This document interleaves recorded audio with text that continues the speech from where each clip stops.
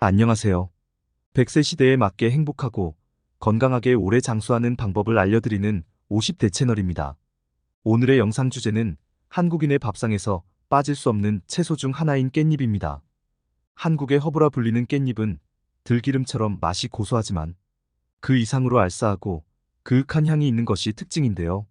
이러한 깻잎은 무기질이 풍부하고 비타민 A와 비타민 C의 함유량도 높은 편인데요. 그 중에서도 철분 함량이 시금치의 2배가 되어서 식탁 위의 명약이라고 불리기도 한답니다.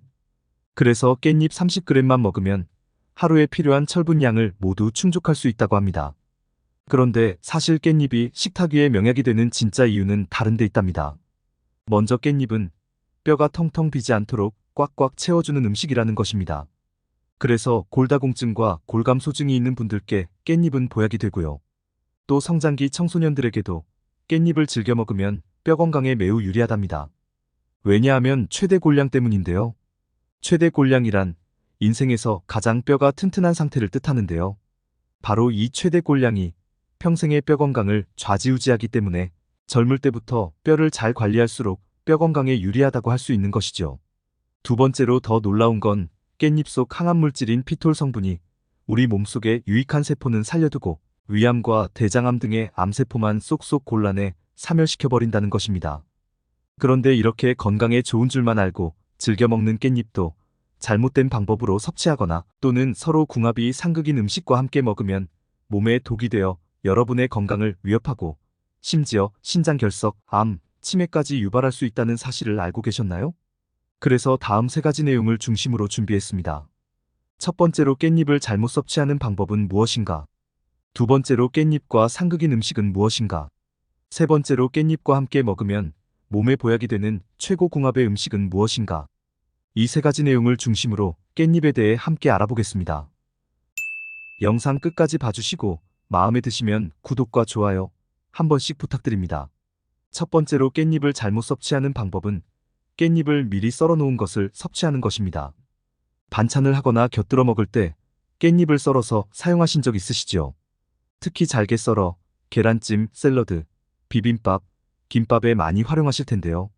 하지만 깻잎을 잘게 썰어서 활용할 경우 깻잎의 산화효소가 활성화되어 비타민C가 무려 40% 정도나 손실된다고 합니다. 따라서 깻잎은 썰지 않고 가능하면 생으로 그리고 통째로 섭취하는 것이 가장 좋습니다. 만약 깻잎을 썰어서 활용하실 경우 미리 썰어두지 마시고 가급적 먹기 직전에 바로 써는 것이 좋습니다. 또한 깻잎을 보관할 때도 통깻잎 상태 그대로 보관하시는 것이 영양 손실을 최소화하는 것입니다. 이뿐만이 아닙니다. 깻잎은 가열 방식에 따라 영양분에 있어서 차이가 나는데요. 가열 방식에 따라 깻잎의 영양분을 비교한 결과 끓는 물에 데치는 것보다 찌는 것이 영양소 손실이 훨씬 적다고 합니다. 그래서 가열을 한다면 깻잎을 찜으로 쪄서 드시는 방법을 추천드립니다. 또 깻잎 속에 들어있는 칼슘을 모두 흡수하려면 식초나 레몬을 뿌려 산처리를 하면 흡수율을 올릴 수 있습니다. 이때 칼슘 흡수에 방해가 되는 수산칼슘의 비율은 감소하는 반면 수용성 칼슘의 비율은 증가하기 때문인데요. 따라서 깻잎 겉절이로 새콤하게 먹는 방법이 뼈 건강에 가장 좋은 방법이라는 것도 기억해 주세요. 그리고 가급적이면 화학적으로 만들어진 양조 식초보다는 천연 식초를 사용하시는 것이 좋답니다. 또 식초보다는 레몬즙을 뿌리는 것이 칼슘 흡수율을 높이는 방법이기도 하니 잊지 마시고 한번 활용해 보시기 바랍니다.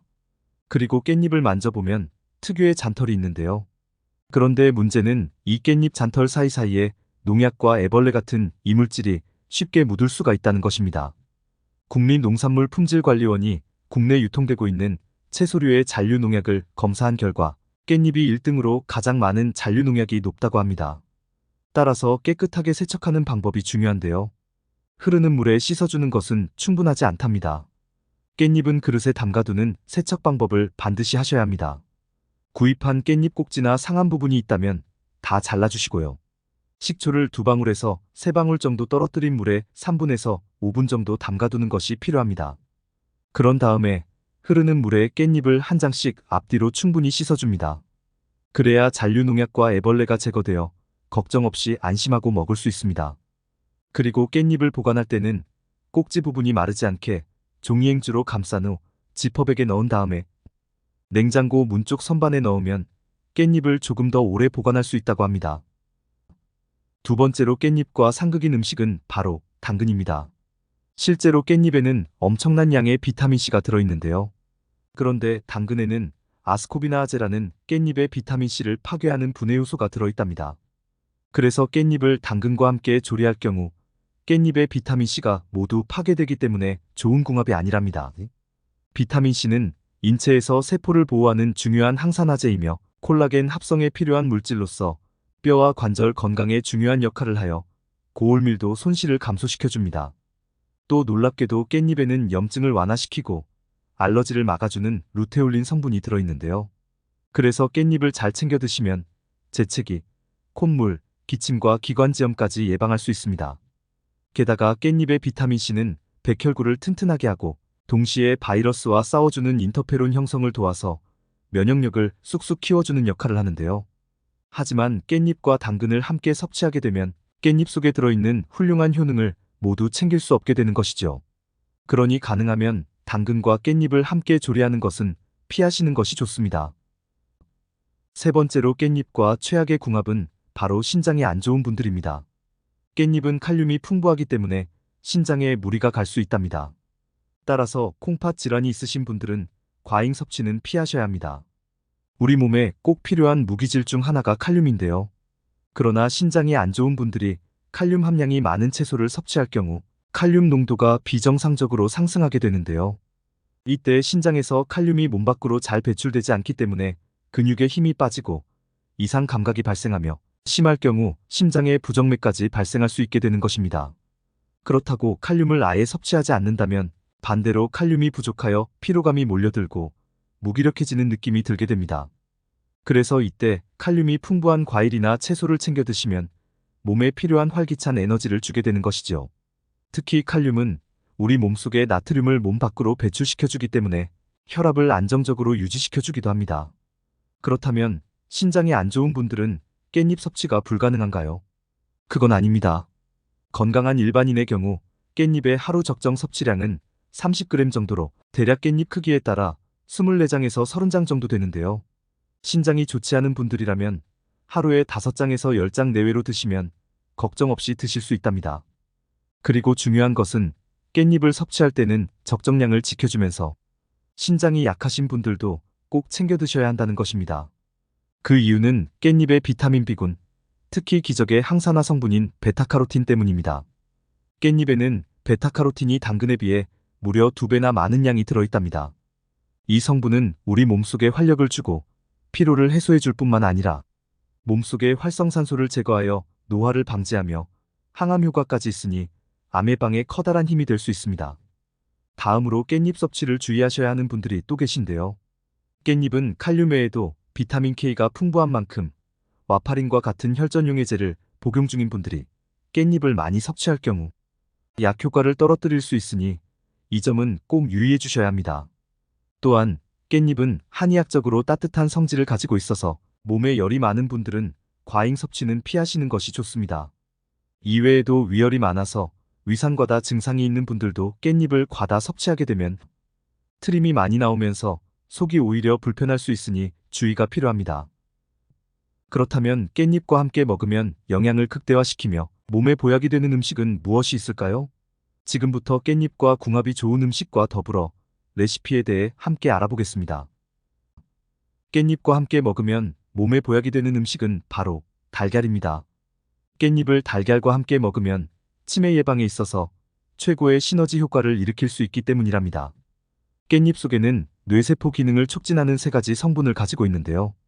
오메가3는 물론이고 가바 성분과 뇌신경을 보호하는 로즈마리산 또한 풍부하답니다. 들기름은 오메가3가 풍부해서 뇌신경에 좋다는 사실은 이미 잘 알고 계실 거예요. 그런데 깻잎도 들기름 만만치 않습니다. 깻잎에는 로즈마리산이라는 성분이 풍부하게 들어있습니다. 로즈마리산은 주로 서양 허브인 로즈마리나 페퍼민트에 많이 들어있는 성분인데요. 농촌진흥청이 밝힌 연구에 따르면 깻잎에는 로즈마리산 성분이 깻잎 한 장당 76mg이 들어있다고 합니다.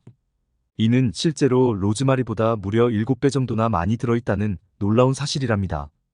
깻잎의 로즈마리산이 로즈마리보다 7배가 넘는 양이 들어있다는 것은 정말 대단히 많은 함유량이라고 할 수 있습니다. 이 로즈마리산은 향균, 항산화 활성과 항염작용을 비롯하여 최근에는 뇌신경 보호로 치매를 예방하는데 효과가 있다고 알려져 있습니다. 게다가 깻잎에는 뇌혈류 촉진 효과 및 신경 안정에 관련이 있다고 알려져 있는 가바 성분도 함께 들어있는데요. 가바 성분은 아미노산의 일종으로 우리 몸에서 가장 중요한 뇌신경 전달물질 중 하나인데요.